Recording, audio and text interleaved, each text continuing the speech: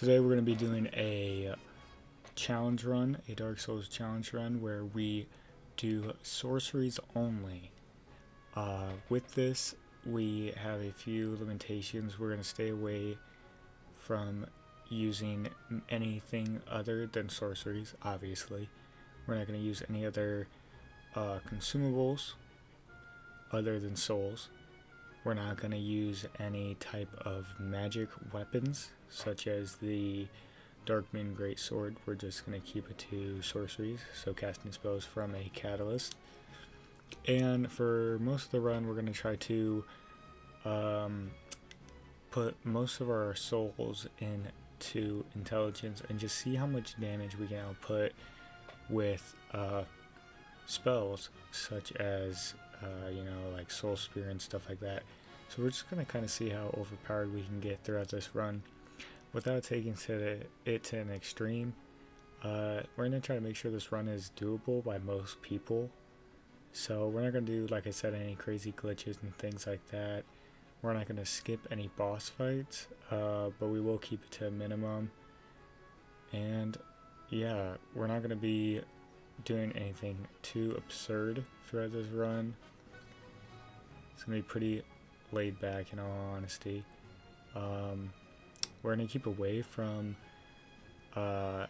duping if we can, but it may pop up once, but there will be some repercussions to it. So yeah, here we have our character. I was going to do Gandalf, but turns out you can't do beards in Dark Souls Remastered. I forgot about that. So we just gave up and did Harry Potter, which I think is still a pretty good pick for our sorcerer. Here we're going to run past the Asylum Demon as you usually do through your playthroughs.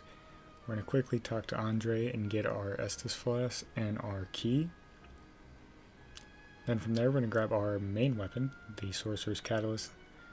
We do a drop with the dagger, which actually did a lot more damage than I thought it was going to. And this fight actually was really fast, so I left in this whole fight unedited just to show how fast you can actually kill with sorceries in this game, which I was very shocked by. I thought it was going to be kind of underpowered, but in all reality, it's actually really good. Here we stop in Firelink to just do some early game setting up. We open the hidden chests and grab our Homeward Bones. Then we go straight down where we're going to start grabbing other random things such as souls.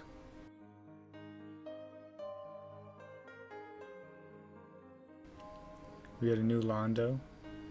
We talk to him blacksmith down here, and he has heavy soul arrow, which we're going to want because of the increased damage.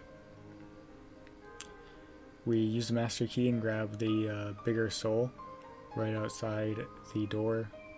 We use both souls, which gives us just enough money to actually afford heavy soul arrow, which is really nice because we're really early into the run. And here's us buying heavy soul arrow. We're gonna grab this big soul right next to this totally not dead dragon. We're gonna grab the bonfire right here, right outside where the grass crush shield is. Grab it. Quit.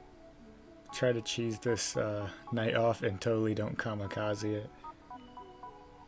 Here is me brutally smacking a crystal lizard to death. Totally unnecessary, but it feels wrong to leave him there. Here we're gonna say hi to Andre real quick as we're running up, and we're gonna grab the bonfire at the Undead Burg. Here's us grabbing the Firekeeper's Soul, and then unlocking the shortcut to Firelink Shrine. The Bell Gargoyles was actually pretty easy once I figured out that they stagger every single time they get hit by a heavy soul arrow. So yeah, the fight is really easy, but it's best fought if you stay up close and dodge their attacks and then just hit him once. So dodge, cast, dodge, cast. We actually got really lucky with like the attack RNG on the second gargoyle. He just continuously kept spewing fire for some reason, so pretty easy fight, and that's our first bell down.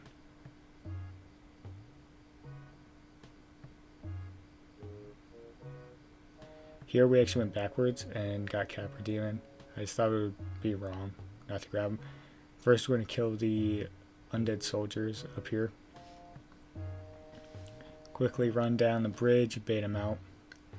We're going to go back up just to get some free hits, because I mean when you do the melee build usually you get your plunging attack in, but we don't have that. And man, look at that damage, 288. It's kind of crazy how much damage you do with these sorceries, especially early game. And was it 5 cast and that's it with the heavy soul arrow. It's pretty nice early game, I'll be honest. Sorceries are pretty good. Here we're going to buy the resonance key. We need that to get a NPC into Firelink Shrine, which I actually did a little skip here. This gets us into Lower Undead Burg, and just like that we fall down this roof. Boom, there we are, down there. See a dog stuck on me, but yeah, here we go. We grab the sorcerer guy in here. He's going to give us a few spells when we get back to Firelink Shrine, which will definitely help us. So we exhaust his dialogue just to make sure that he's going to go back to Firelink Shrine, because it would be super annoying if we had to come back here. We get the favor and protection ring here, because it's nice to have that early game extra health without putting levels into it. Usually we kick people off, but I think it's a lot funnier to push them off with the shield. And there it is, the FAP ring.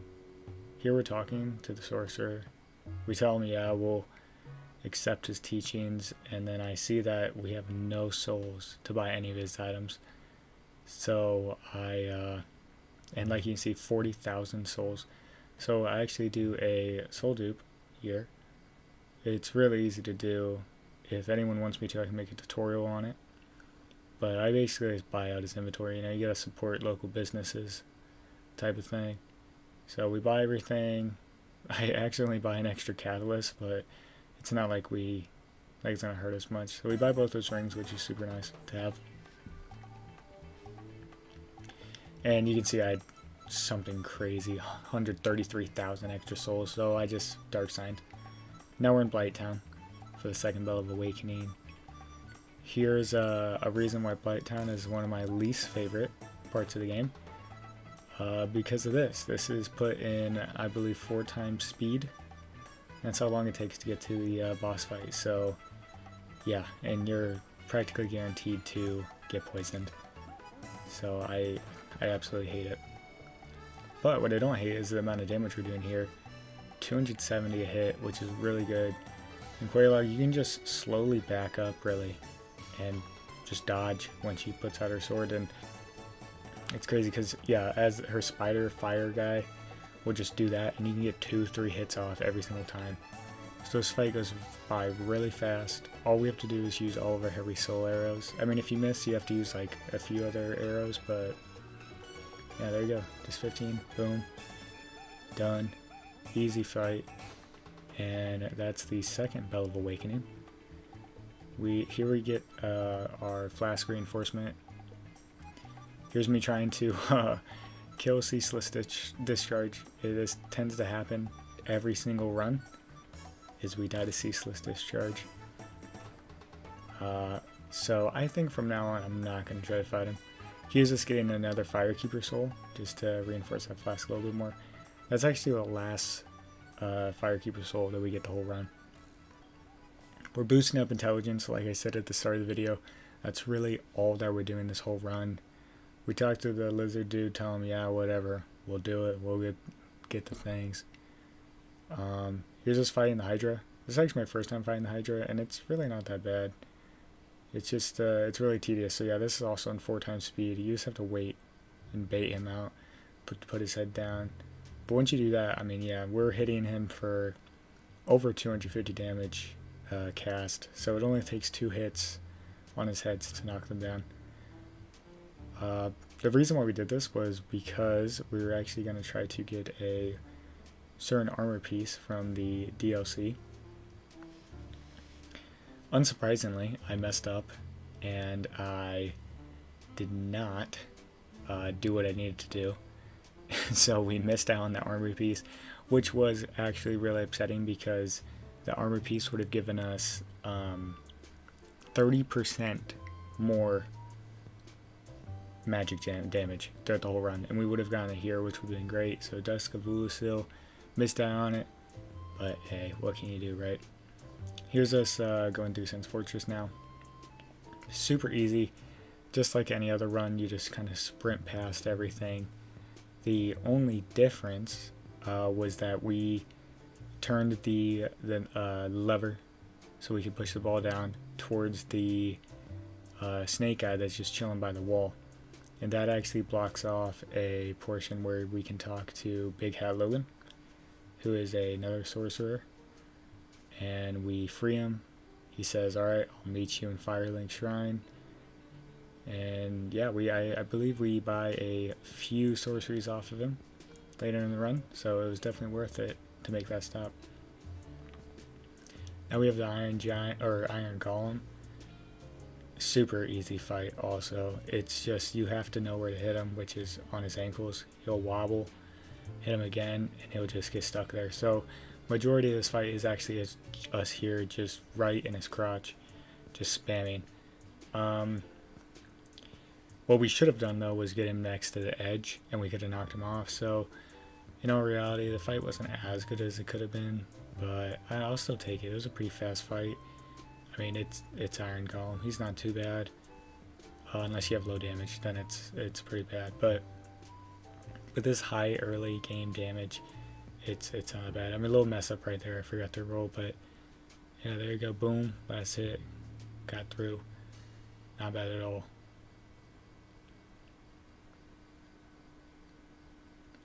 Here we reinforce our Estus Flask. Really raise our intelligence from the Iron Golem's souls. We push the lever to pull down the elevator so we can get to Ornstein and Smough.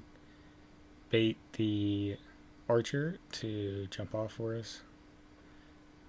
Come into the bonfire room, which sadly Solaire is not in once again, just like the last run.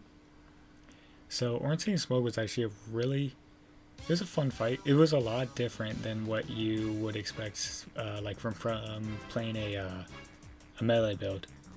I would say that it was actually like a lot easier, or a lot easier.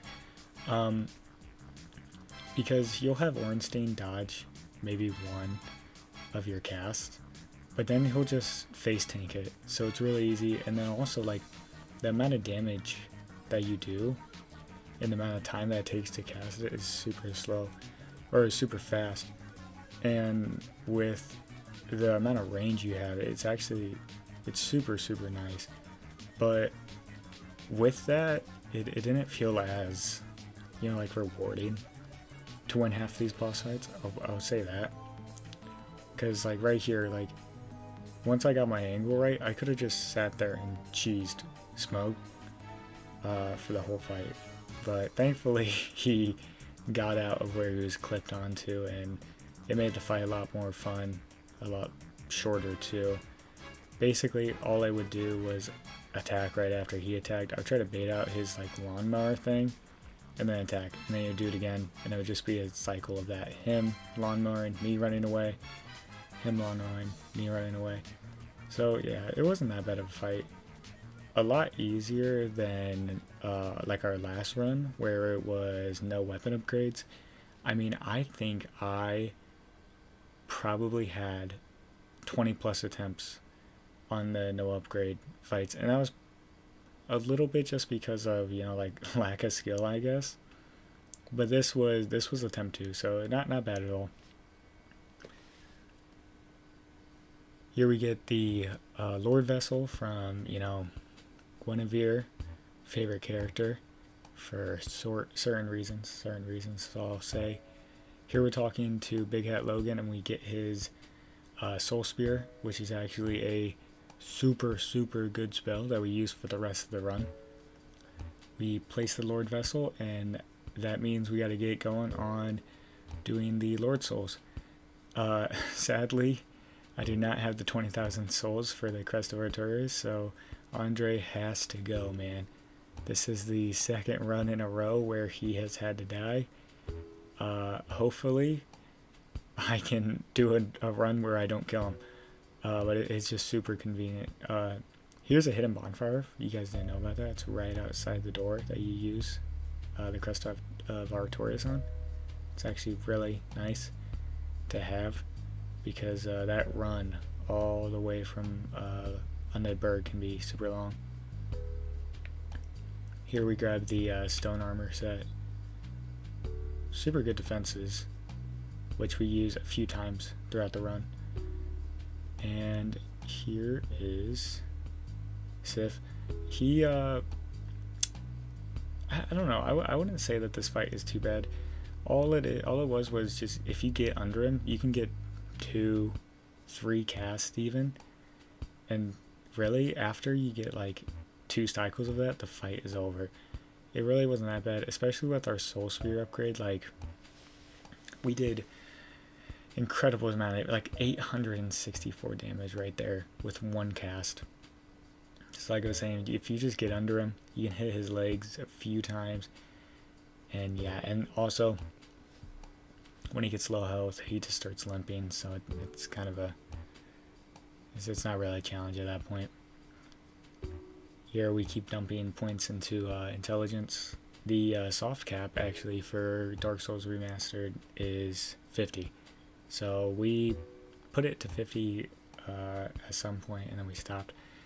So we had to go to New Londo Ruins. We kicked down the ladder for the shortcut. Here we're going to go for the 4 kings. So we got the key to the seal.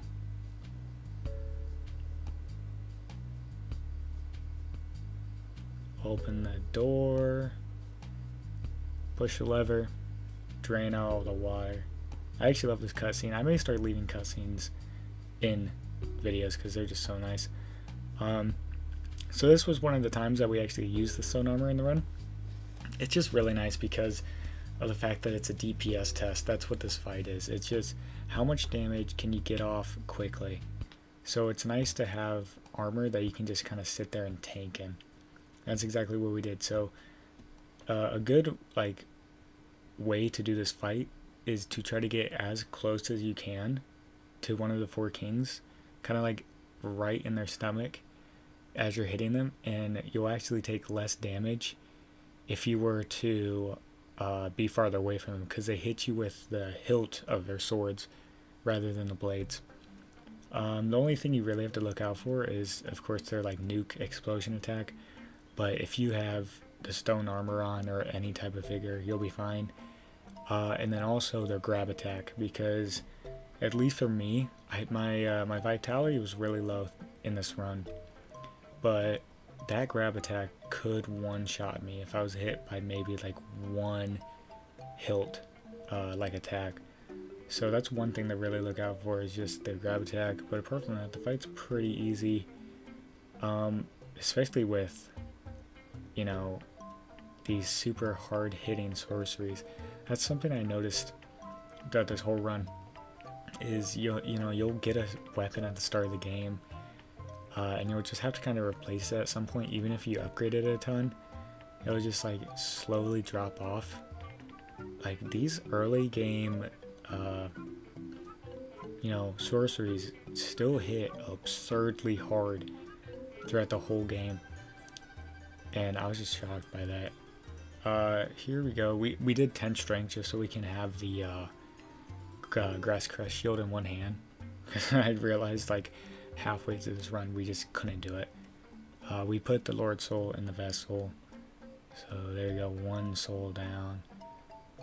Here we are in the Demon Ruins. We're getting back to Ceaseless Discharge, our second go around. This is 100% one of my least favorite bosses in the game, and I stand by it. people will say that Ceaseless Discharge is the easiest boss fight, this, that, whatever. Dude, it is when you cheese him, alright? When you just get him your first try and you bring him over to the door and you punch his hand and he'll just like fall down or whatever the like idea is behind that. Yeah, he is a super easy boss fight. But when you don't and he'll just like hit you with this fire breath attack that just like one-shots you, man, the boss fight sucks. But it feels good to get over with, and it unlocks some okay boss fights. I would only say one of the boss fights coming up is actually like decent. Put some more stuff into Vitality. Absolutely hate this bug, but we gotta kill it to get the bonfire. Here is one of my not so favorite boss fights. It's just Demon Fire Sage. Not because it's hard or anything like that. It is just another Asylum Demon. Or another, like it just, I hate that they kind of copy and pasted this boss fight into the game. It's just like, okay, you know, like, thanks. It's just like an upgraded version of the tutorial boss, and it's the same exact boss as the second time you visit the Asylum. It's really lackluster. I didn't even celebrate for that. It was, yeah, it's not a good boss fight. Here's just getting the bonfire right outside of Centipede Demon, which this boss fight I actually do really like. I just think it's cool how the ring works. In this run we didn't cut off the tail like immediately. It just we got it after he died. But yeah, I do like how they award you with the ring, where you can get it midway through the boss fight, or you can even get it like one attempt before you actually kill him. And I do like how when you cut off the tail, it turns into a whole different enemy. I think that was really cool how they did that. But yeah, this boss fight's really short. All I was doing was trying to like drag him over, and then you gotta kind of bait that attack. I hate that attack a ton. The long arm one, it is just stupid. But yeah, and then after that you can really just get under him. He'll start jumping at some point, but those jumps are super easy to dodge. It's nothing really that hard. This was actually one of the few boss fights I didn't speed up either, because I just like I said, once you get under him, that's really it for him. He just like, he can only kind of get away from some of the damage, but apart from that, you can just kind of hit him. His expect like melee builds too, you can just hit his legs, stuff like that. Pretty easy boss fight, but I just like the little gimmick they have with his tail. I think it's super cool. We're just upgrading Vitality a bit more. That's really the only thing we upgrade for the rest of the run is Vitality. Here's another secret bonfire, if you didn't know. Bit closer to Bed of Chaos. One of my at least favorite boss fights in the game. I think it's stupid, cause I'm really not a fan of like gimmicky boss fights, I guess. You know, like I like gimmicks in boss fights, but this one is just like, it's just kind of stupid in my opinion. But there is a nice thing you do. You can quit out after you kill one of the bulbs, which is what I did. And yeah, so you can just quit out after you kill one bulb, go to the next. And that's exactly what we did. I nearly died about 3 times here because I got hit, I didn't fall down, almost got smacked, and right here I almost get clawed. But hey, that's alright. And hit it with our shield. Boom, there you go. And our last time through, which by the way I actually didn't die at all to Bed of Chaos, which I was happy with, because anytime I have to fight this boss, I'm not, you know, really happy at all. Like, this boss fight is just not fun. One thing I did realize is considering that like Sorceries actually don't use any stamina in Dark Souls Remastered, my stamina was really low for this whole run, and that's why I got hit by that fire, is because I just couldn't run. But it's whatever. We hit the bug with our shield, got another Lord Soul, and like I said, all we're really leveling is Vitality, just because we are super squishy for most of the run. You know, I didn't really have to keep this in the video, but I do love, like, just skipping the catacombs. And I love these little ledges you can just kind of drop off. It's cool. I love just those little type of skip things that you can do in any Dark Souls game. I just think they are super fun because, I mean, yeah, experiencing the level for your first time, it's cool. But, you know, I'll be honest, anytime I play through Dark Souls Remastered now and I don't have to go through the catacombs, I'm gonna choose not to. Here's another boss fight I didn't speed up, and I bet you know why. It's because it's Pinwheel, and we, of course, just two-shotted him. Yeah, it's a sad fight. Another fight we didn't even celebrate for. Here's my run through the Tomb of the Giants. For anyone who doesn't know how to get to it, they can use this as a reference video, I guess. Because, I'll be honest, I didn't know how to get through Tomb of Giants for the longest time. And don't miss out on this bonfire, it's kind of hidden away. We let Patches kick us down the hole. Not because we're like Patches' bitch or anything. We actually make amends here. But the reason why we let him kick us down is so we can get the skull lantern, sorry. Because you need that to be able to light your way in this place. Here's us grabbing the second bonfire. I should have added how to get there, but hey. Here's Gravelord Nito, which I can't tell if I like this fight or not. We also use the stone armor again, just because of the skeletons. They just get kind of annoying. And what is nice about Nito is that he kills his own skeletons, and it's with this attack right here, which is like another like nuke attack, sorta. And yeah, he was just spamming this the whole fight, which was actually really nice for us, because we could just spam our magic attacks, get it Estus in, and then continue spamming. So it was a pretty easy fight. That's our third Lord down. The last Lord we have is actually Seath, the Scaleless. And here's us putting it in because I love seeing the flame just grow a little bit bigger. Super satisfying. But yeah, here we are in the Duke's Archives. Fuck these pigs. I absolutely hate these pigs. Man, if they didn't exist, I'd be so much happier. So that's me murdering one of them with a soul spear. Here's us going up the elevator to the Seath boss fight, which you do have to die in, sadly, because it's scripted. I kind of wish they didn't do that, especially since you can get cursed. It's kind of stupid, but what can you do, right? Here's us escaping, grand escape. I love that part of it. Grabbing the key to the giant door. I wish they didn't do that. It's kind of annoying, just a suicide, but hey. Us opening the huge ass door and the snakes following us, going up. This is the secret bonfire you can find after going down the super long ladder. Once if you pull that lever by the bookcase, it'll just like go backwards. And here's Seath. I actually find Seath as a really fun boss fight with any type of build, but I hate it when these damn clams get in. See, I thought I killed him right here, and I just ran away. Turns out he lived, and he just followed me until thankfully Seath killed him with his little crystals.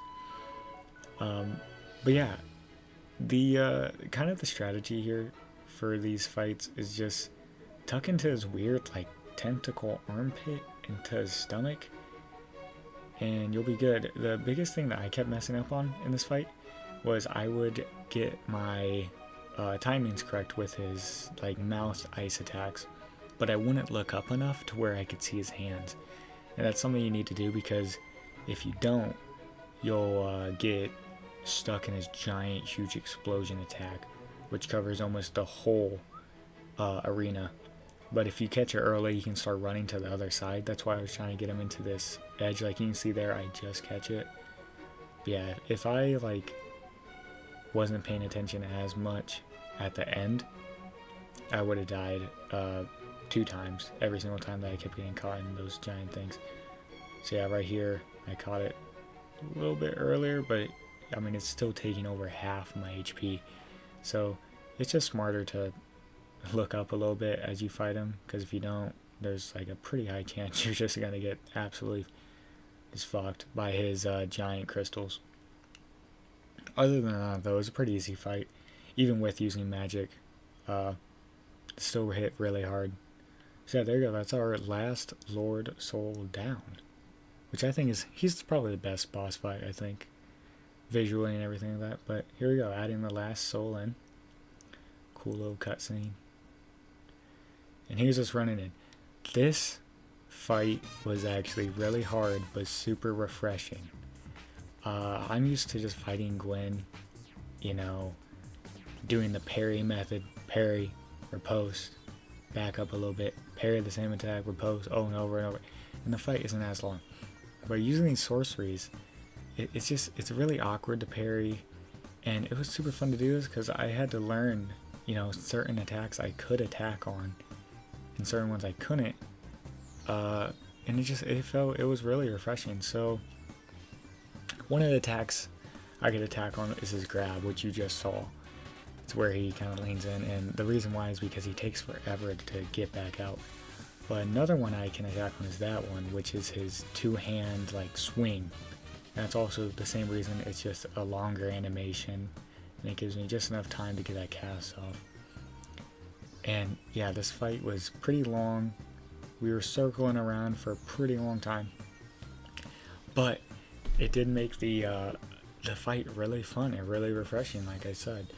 So if you are getting kind of bored of like a Dark Souls game and something like that, and you do, you know, parry riposte type of thing on Gwyn or stuff like that, I would say just do a little magic build real quick in Dark Souls Remastered and try it out. You know, I think it's fun.